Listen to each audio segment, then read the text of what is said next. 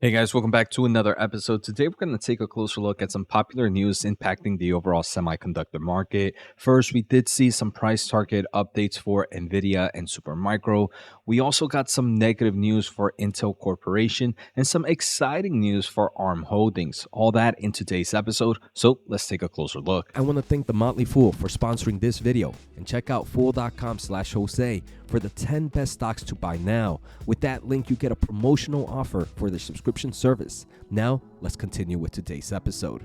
All right, so let's start off with Nvidia, my number one position in my overall portfolio and my favorite semiconductor stock. So right now, Nvidia is sitting at $908. It was down roughly 1% on the day. It's been a crazy wild ride. In the 52-week low, the stock was sitting at 233, 52-week high 974. So the first thing that we're seeing with Nvidia is an analyst at Bank of America Securities increased their price target from 925 to $110.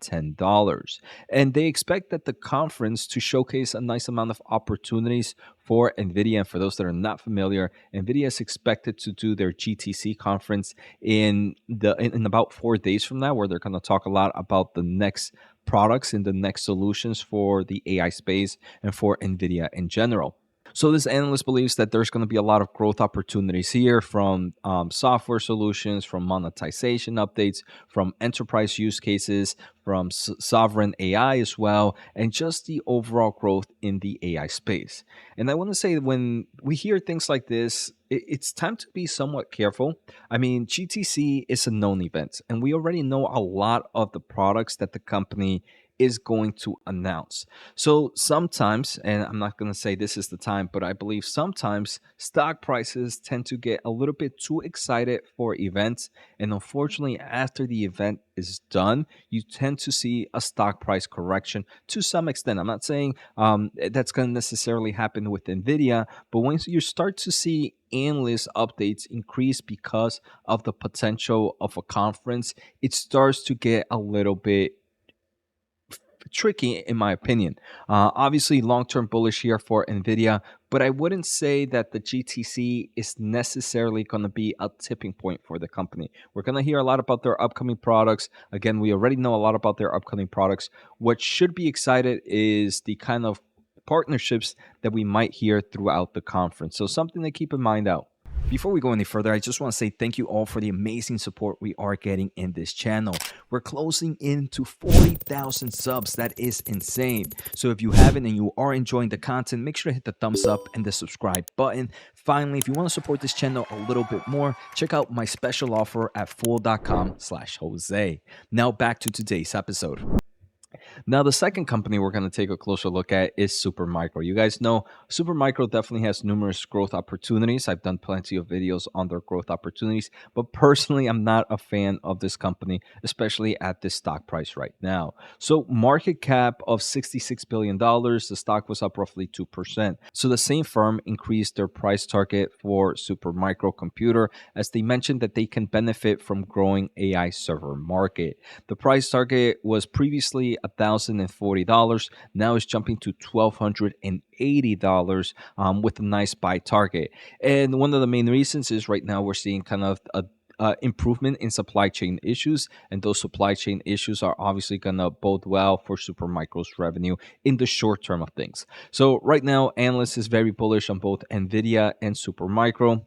All right, so next we're going to take a closer look at Intel Corporation. So Intel was down roughly 4% on the day. While most of the semiconductor market was down, Intel seems to be down the most. And one of the main reasons is the stock did have a nice hit with recent reports that the Pentagon scraps plans to spend $2.5 billion on Intel grants. And originally, there were some nice bullish news that Intel was going to be a nice manufacturer for some chips for the United States government. Unfortunately, that seems to be backtracking right now. Interesting, right? Because at the end of the day, I do believe the US government needs to kind of increase their dependency of US chip. And this would have been a great way for them to continue to push an American based company, an American based manufacturer. So, unfortunately, this is some bad news for the overall stocks. And I'm guessing investors are a little bit worried of how this might deal with their foundry segment in the upcoming quarters. And this is something that we are going to have to listen to in their next earnings. And I'm pretty pretty sure analysts are going to keep a closer eye on this.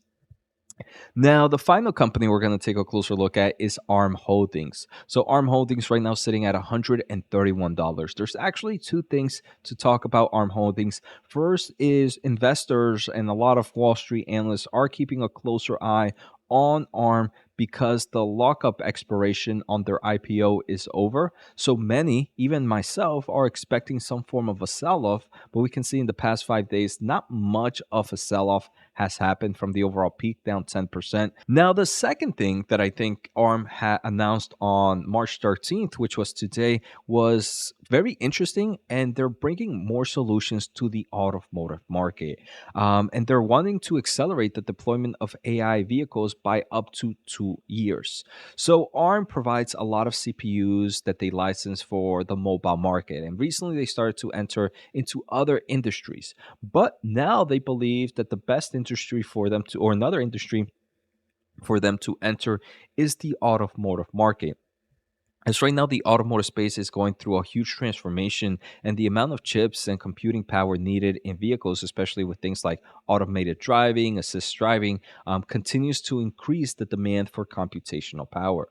So, ARM and their ecosystem are unveiling the latest ARM automotive advanced processors. So, for the first time, they are bringing ARM version 9 based technologies to the automotive market, enabling the industry to take advantage of the AI capabilities.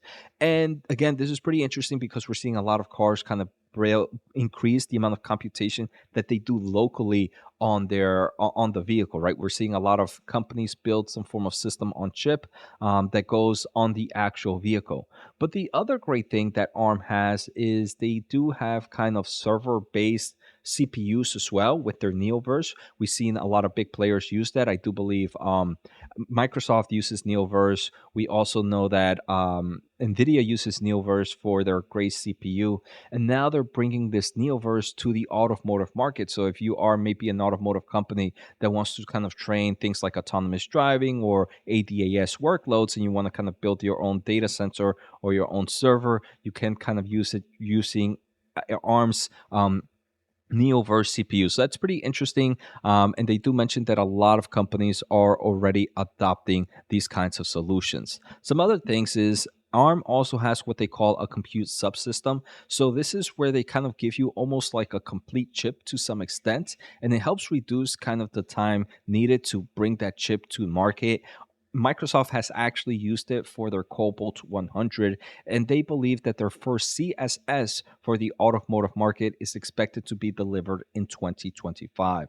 So this is definitely an interesting space. I can definitely see a nice growth opportunity here for ARMS in forms of revenue, but very similar to Supermicro. I do believe ARM has kind of run up a little bit too much compared to where it should be. I do believe the stock is a little bit overvalued. So personally, I'm not buying ARM, but I do believe this new press release showcases a nice growth opportunity for the company. So I hope you guys enjoyed today's episode. Take care, have a good day, and see you next time.